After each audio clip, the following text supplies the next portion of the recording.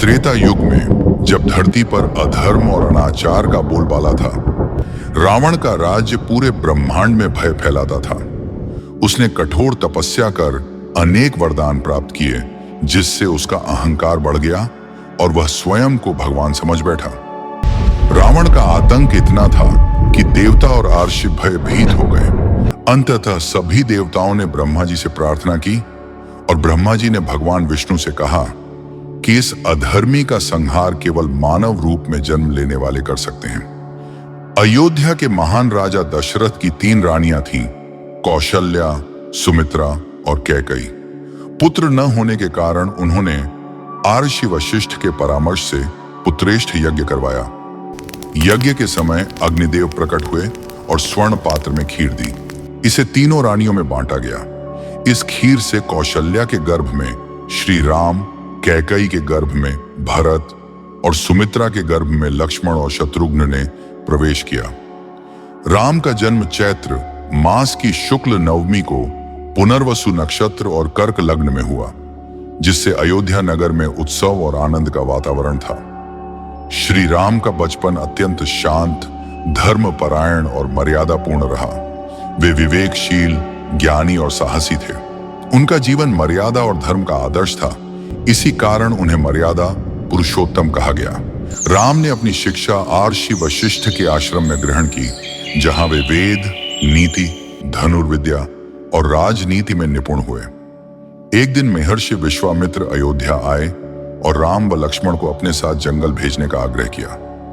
वहां एक भयंकर राक्षसी ताड़का का आतंक फैला हुआ था, जो हर यज्ञ को नष्ट कर देती थी। श्री राम ने मात्र एक तीर से ताड़का का संहार किया। इससे सभी अर्षियों को प्रसन्नता हुई। विश्वामित्र ने राम और लक्ष्मण को ब्रह्मास्त्र, अग्न्यास्त्र और वायव्यास्त्र का ज्ञान दिया। इसके बाद श्री राम और लक्ष्मण जनकपुरी की ओर बढ़े। जनकपुरी वही नगर था जहां माता सीता का जन्म हुआ। एक दिन राजा जनक खेत जोत रहे थे, तब धरती फटी और उसमें से एक कन्या प्रकट हुई। उन्होंने उसका नाम सीता रखा। माता सीता, जो स्वयं धरती माता और माता लक्ष्मी का अवतार थीं, बचपन से ही करुणामयी, शांत और प्रेमपूर्ण स्वभाव की थीं। जब माता सीता विवाह योग्य हुई, राजा जनक ने दिव्य स्वयंवर का आयोजन किया। नियम था कि जो भी भगवान शिव का धनुष उठा सके और प्रत्यंचा चढ़ा सके, वही उनकी पुत्री का वर बनेगा। सभा में दूर दूर के शक्तिशाली राजाओं ने प्रयास किया, लेकिन कोई सफल नहीं हुआ। अंत में श्री राम ने सहजता से धनुष उठाया और प्रत्यंचा चढ़ाई, जिससे धनुष टूट गया। सभी राजा और महलवासी स्तब्ध रह गए। राजा जनक की आंखों से आंसू निकल पड़े और उन्होंने घोषणा की कि आज माता सीता को उनका योग्य वर मिल गया। श्री राम और माता सीता की दृष्टि मिली और उनके हृदय में अटूट प्रेम का जन्म हुआ। विवाह संपन्न हुआ। लक्ष्मण ने माता सीता की बहन उर्मिला से विवाह किया, भरत ने मंदवी से और शत्रुघ्न ने श्रुतकीर्ति से विवाह किया।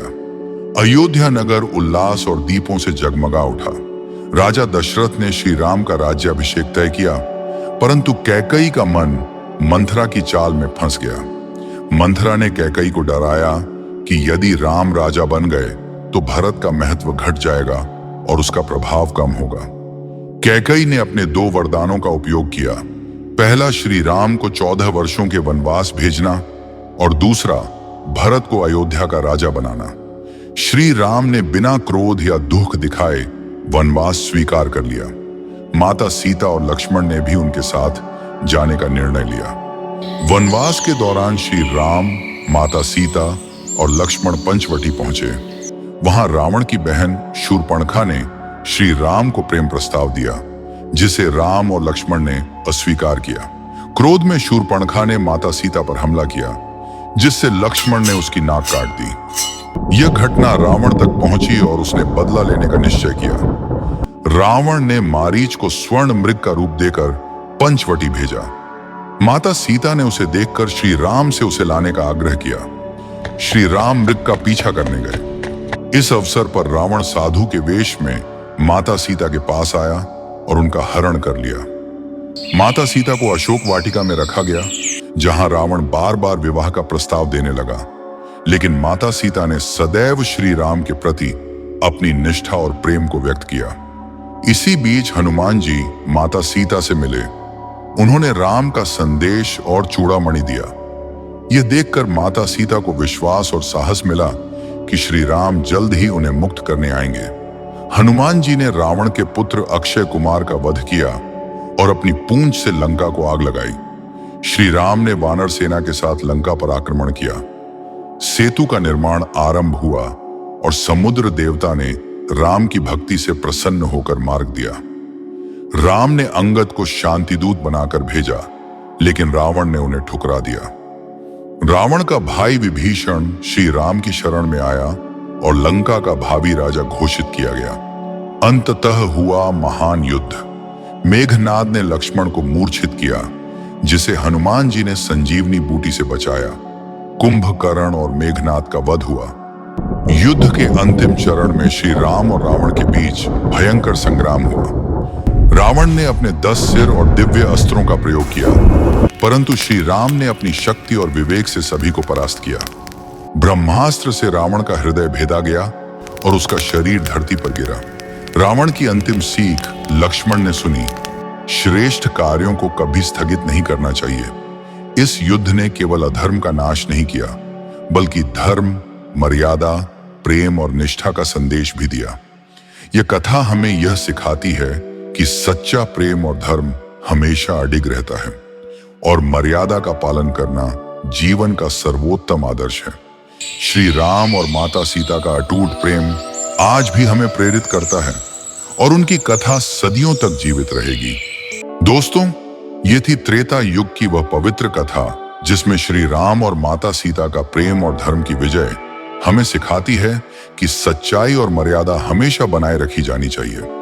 यदि आपको यह कहानी पसंद आई हो तो कृपया वीडियो को लाइक करें, क्योंकि आपका एक लाइक हमें और ऐसी पवित्र कथाएं लाने के लिए प्रेरित करता है। चैनल को सब्सक्राइब करना ना भूलें ताकि आप हर नए वीडियो की पहली जानकारी पा सकें, और कमेंट में लिखें जय श्री राम, ताकि हम जान सकें कि आप भी इस पवित्र कथा का हिस्सा हैं।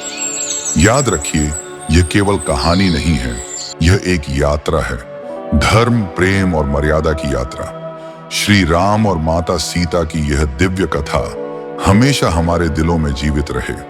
जय श्री राम।